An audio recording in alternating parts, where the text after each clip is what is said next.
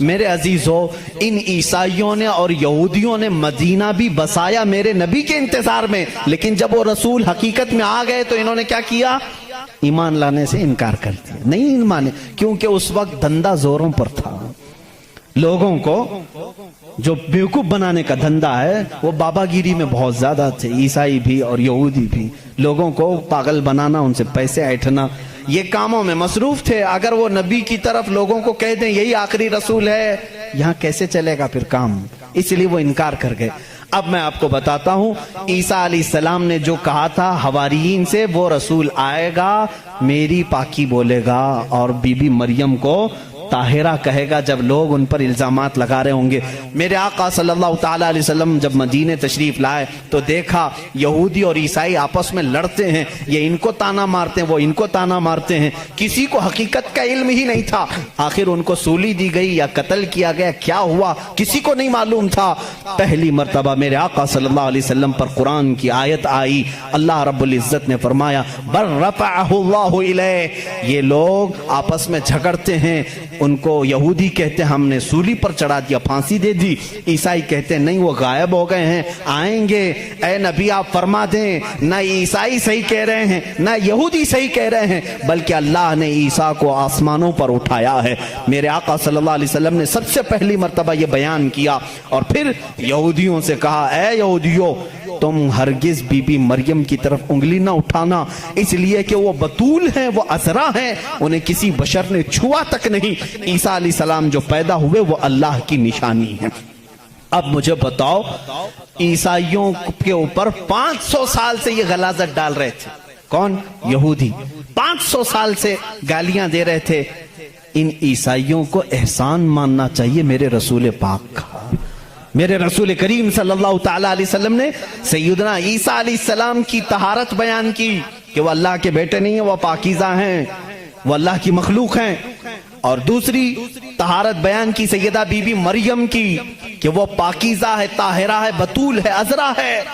اب عیسائیوں کو یہ تسلیم کرنا چاہیے کہ ہم کو یہودیوں کے ان الزامات سے اگر کسی نے بچایا ہے تو وہ محمد رسول اللہ ہے۔ عیسائیوں کی کتاب میں یہ ساری چیزیں موجود ہیں میرے عزیزو۔ اب یہاں پر بات بہت زیادہ ہے، میں آپ کو مختصر لے کر کے جا رہا ہوں۔ دنیا کے جو بڑے مذاہب ہیں، جو بڑے ریلیجین ہیں، ان میں سے یہودی بھی ہیں، عیسائی بھی ہیں۔ تیسرے نمبر پر اگر میں بدھ مت کا ذکر کروں، بدھا جس کو گوتم بدھ کہتے ہیں، اس دین کا بانی، اس دین کا فاؤنڈر، اس دین کا موجد گوتم بدھ، اس کی تعلیمات، اس کی کتابیں آج بھی موجود ہیں، کتابیں جو دساتیر کہلاتی ہیں۔ گوتم بدھ کی کتابوں میں اخلاق زیادہ سکھائے گئے ہیں، تصوف زیادہ سکھائے گئے، دنیا سے کنارہ کشی زیادہ سکھائی گئی ہے۔ جیسے آج بھی گوتم بدھ کے ماننے والے یہ کہتے ہیں، عیسائیوں میں جس طرح فرقے ہوئے اسی طرح بدھ مت میں بھی فرقے ہوئے۔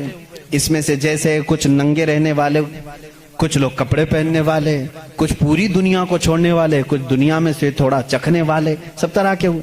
لیکن گوتم بدھ کی جو تعلیمات تھی وہ دنیا سے کنارہ کشی کے لیے تھی۔ گوتم بدھ دنیا کا ایک بڑا اس زمانے میں پیروکار جس کے رہے ہوں ایسا شخص تھا۔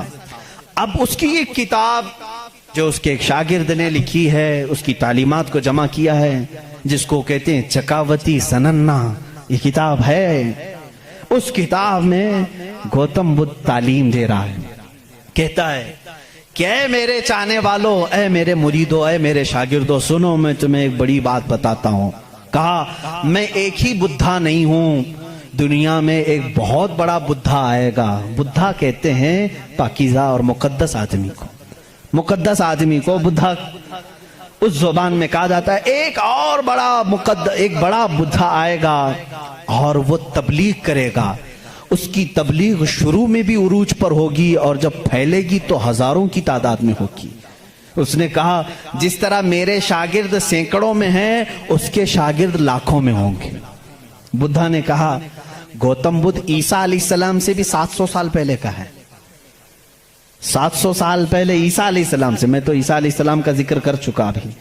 گوتم بدھ کی تعلیمات میں یہ ہے، کتاب آج بھی ہے چکاوتی سننا جس کا میں ذکر کر رہا ہوں، جس میں ایک لفظ اس نے کہا کہ ایک شخص آئے گا جو لوگوں